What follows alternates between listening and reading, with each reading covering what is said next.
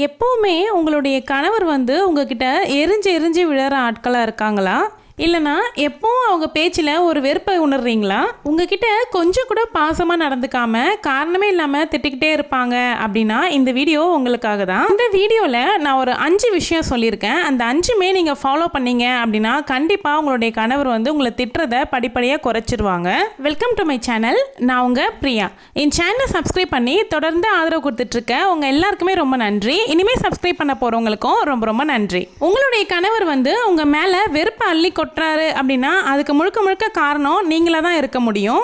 நீங்கள் எப்படிலாம் இருந்தால் அவங்களுக்கு பிடிக்கும் அப்படின்னு உங்களுடைய வாழ்க்கையில் நீங்கள் உணர்ந்திருப்பீங்க. அந்த மாதிரி உங்களை நீங்கள் மாற்றிக்கிட்டீங்க அப்படின்னாவே உங்கள் வாழ்க்கை வந்து சந்தோஷமாக மாறிடும். அந்த வகையில் முதல்ல நான் சொல்லக்கூடிய விஷயம் என்ன அப்படின்னா, உங்களை நீங்கள் எப்போவுமே அழகாக வச்சுக்கோங்க. காலமுறை எழுந்ததுமே நீங்கள் குளிச்சுட்டு அழகாக ஃப்ரெஷ்ஷாக ரெடியாகி நீங்கள் வந்து உங்கள் வேலைகளை தொடங்குனீங்க அப்படின்னா அதுவே ஒரு பாசிட்டிவாக இருக்கும். உங்கள் ஹஸ்பண்ட் உங்களை பார்க்குறாங்க அப்படின்னும் பொழுது அவங்களுக்கு உங்களை திட்டணும் அப்படிங்கிற மைண்டே வராது. நிறைய பெண்கள் வந்து ஃபாலோ பண்ணாத விஷயம் என்ன அப்படின்னா இதாக தான் இருக்கும். நான் என்ன பண்ண போகிறேன், நான் ரெடியாகி என்ன பண்ண போகிறேன், வீட்டிலே தானே இருக்க போகிறேன், அதுக்காக நான் இப்படியே ஒரு நைட்டி போட்டு கொண்டை போட்டுக்கிட்டு இப்படியே சுற்றுறேன் அப்படின்னு சொல்லுவாங்க. நீங்கள் வீட்டில் நைட்டியே வியர் பண்ணீங்க அப்படின்னா கூட அதுக்கு நீங்கள் அழகாக தலைவாரி பவுடர்லாம் போட்டு பொட்டு வச்சு அழகாக இருந்தீங்க அப்படின்னா அது பார்க்கறதுக்கே ரொம்ப ஒரு பாசிட்டிவாக ஃபீல் பண்ணுவாங்க. உங்களை பார்த்துட்டு அவங்க வெளியில் கிளம்புறாங்க அப்படின்னும் பொழுது நிச்சயமாக அவங்களுக்கு நல்லது தான் நடக்கும். ஃபஸ்ட்டு நீங்கள் மாற்றிக்க வேண்டிய விஷயமே இதுதான். அப்படி நீங்கள் எப்போவுமே அழகாக இருக்கும்பொழுது உங்களுக்குள்ளேயே ஒரு கான்ஃபிடென்ட் லெவல் வந்து அதிகரிக்கும். அடுத்தது என்ன அப்படின்னா, அவருக்கு பிடிச்ச மாதிரி சமைக்கணுங்க. அவங்களுக்கு என்னெல்லாம் பிடிக்கும் அப்படிங்கிறது உங்களுக்கு தானே தெரியும். உங்கள் ஹஸ்பண்டுக்கு என்னென்ன பிடிக்கும் அப்படிங்கிறத நீங்கள் யோசனை பண்ணி அதுக்கேற்ற மாதிரி அவங்களுக்கு சமைச்சு சர்ப்ரைஸ் பண்ணீங்க அப்படின்னா நிச்சயமாக அவங்களுக்கு வந்து உங்களை ரொம்பவே பிடிக்கும். கொஞ்சம் கூட நீங்கள் சிரமம் பார்க்காம அவங்களுக்கு தேவையானதை நீங்கள் சமைச்சு வச்சு அவங்கள பார்த்துக்கிட்டீங்க அப்படின்னாவே உங்கள் மேலே அவங்களுக்கு ஒரு தனி பாசம் வந்துடும். அடுத்த விஷயம் என்னென்னா, நமக்கு வந்து வீட்டில் எப்போவுமே வேலை இருந்துகிட்டே தாங்க இருக்கும். 24/7 வரைக்கும் நமக்கு வந்து வேலை இருந்துகிட்டே தான் இருக்கும். அதுக்காக நம்ம ஹஸ்பண்ட் கூட பேசாமல் நம்மளால் இருக்கவே முடியாது. அதாவது டைம் எனக்கு வேலை இருக்குது அப்படிங்கிறதுனால அவங்க என்ன சொல்ல வராங்க அப்படிங்கிறத நீங்கள் காது கொடுத்து கேட்காம இருக்கும்பொழுது உங்கள் மேலே அவங்களுக்கு ஒரு வெறுப்பு உணர்வு வந்து ஏற்படுறது சகஜம்தான். அந்த அன்னைக்கு என்னென்னலாம் நடக்குது அப்படின்னு அவங்க சொல்கிறதையும் நீங்கள் காது கொடுத்து கேளுங்க. உங்களுக்கு என்னெல்லாம் அவங்கக்கிட்ட பேசணும் அப்படின்னு நீங்கள் விருப்பப்படுறீங்களோ அதையும் நீங்கள் அவங்கக்கிட்ட ஷேர் பண்ணுங்கள். இந்த மாதிரி ஒருத்தருக்கு ஒருத்தர் ஷேரிங் பண்ணும்பொழுது உங்களுக்குள்ளே இருக்கிற இடைவெளி குறையும். அவங்களுடைய ஆஃபீஸில் நடந்ததை உங்ககிட்ட ஷேர் பண்ணும்பொழுது அதில் அவங்களுக்கு சங்கடமாக ஏதாவது நடந்துச்சு அப்படின்னா அதுக்கேற்ற மாதிரி நீங்கள் அவங்கள ஊக்கப்படுத்துங்க. அப்படி நீங்கள் அவருக்கு சப்போர்ட்டிவாக இருந்தாவே அவர் வந்து உங்களை எதுவுமே கண்டித்து பேச மாட்டார். இந்த மாதிரி நம்மளுடைய சேனலில் தொடர்ந்து நிறைய யூஸ்ஃபுல்லான கண்டென்ட் வந்து போட்டுட்டு வராங்க. உங்களுக்கு சேனல் பிடிச்சிருந்தா சேனலை சப்ஸ்கிரைப் பண்ணிக்கோங்க. இந்த வீடியோவில் சொல்லக்கூடிய விஷயங்கள் உங்களுக்கு பிடிச்சாலும் நீங்கள் வந்து வீடியோ லைக் பண்ணிக்கோங்க. நம்மளுடைய சேனல்லையே பெண்ணே உனக்காக அப்படின்னு ஒரு பிளேலிஸ்ட்டுமே ஓப்பன் பண்ணியிருக்கேன். அதில் வந்து நிறைய சூப்பரான விஷயங்கள் வந்து நீங்கள் புதுசாக தெரிஞ்சுக்க முடியும். அடுத்தது என்ன அப்படின்னு பார்த்தீங்கன்னா, உங்களுடைய ஹஸ்பண்ட் வீட்டு சைடு ஆட்களை நீங்கள் வந்து திட்டி பேசாதீங்க.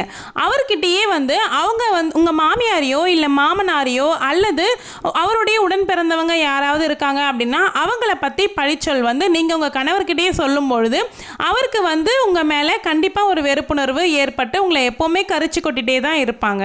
உங்களுக்கு எந்த கெடுதலும் செய்யாமல் நல்லவங்களாம் இருக்காங்க அப்படிங்கிற பட்சத்தில் நிச்சயமாக நீங்கள் அவங்கள பற்றி அவதூறு பேசவே கூடாது. ஒரு சிலவங்க வந்து நமக்கு கெட்டது நினைக்கிறவங்களா கூட இருப்பாங்க. அப்படி இருந்தாங்கன்னா கூட நீங்கள் வந்து புரிஞ்சுக்கிட்டு உணர்ந்து நீங்கள் வெளியே வந்துருங்க. அதனால அவங்கள பற்றி அவதூறு பேசிட்டு இருக்கிறத விட்டுட்டு நீங்கள் ஒதுங்கி இருக்கலாம். அடுத்தது என்ன அப்படின்னு பார்த்தீங்கன்னா, உங்கள் ஹஸ்பண்டை நீங்கள் யார்கிட்டயுமே விட்டு கொடுக்காதீங்க. எந்த ஒரு சூழ்நிலையிலுமே வந்து கணவரை நீங்கள் விட்டு கொடுக்காம பேசினீங்க இல்லை விட்டு கொடுக்காம நடந்துக்கிட்டீங்க அப்படின்னாவே அவங்களுக்கு உங்கள் மேலே பாசம் அதிகமாகவே ஆயிரும். அதனால கண்டிப்பாக திட்டுறதை குறைச்சிருவாங்க.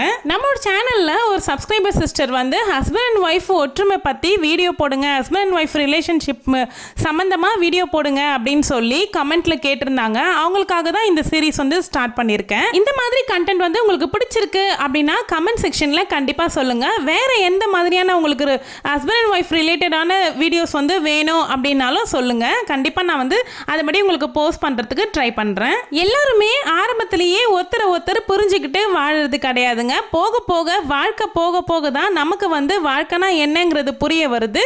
அதுக்கப்புறமா தான் நம்ம எல்லாருமே வந்து ஒரு ஒற்றுமைக்குள்ள உணர்வோம். எப்பவுமே நம்ம சேனல்ல போனஸ் டிப்ஸ் அப்படின்னு நம்ம கொடுப்போம்ல, அந்த மாதிரி இன்னைக்கு ஒரு சில போனஸ் டிப்ஸ் வந்து நம்ம பார்க்கலாமா? இன்னும் ஒரு சில காரணங்கள் இருக்குங்க. உங்களுடைய ஹஸ்பண்ட் வந்து உங்களை திட்டிகிட்டே இருக்காங்க அப்படிங்கிறதுக்கு ஒரு சில காரணங்கள் இப்போ பார்க்கலாம். அக்கம் பக்கத்துக்காரங்க கிட்டேயோ இல்லை வந்து ஒரு ஃப்ரெண்ட்ஸ் கிட்டேயோ இல்லைன்னா உங்களுடைய பேரண்ட்ஸ் கிட்டேயோ யார்கிட்டயாவது ஃபோன் பண்ணி உங்களுடைய கணவர் வீட்டாரை பற்றி நீங்கள் குறை பேசுகிறீங்க, அதை அவர் காதுபட பேசுகிறீங்க அப்படின்னும் பொழுது நிச்சயமாக அவருக்கு உங்கள் மேலே ஒரு வெறுப்புணர்வு ஏற்படும். இதை வந்து கண்டிப்பாக நீங்கள் குறைச்சிக்கணும்.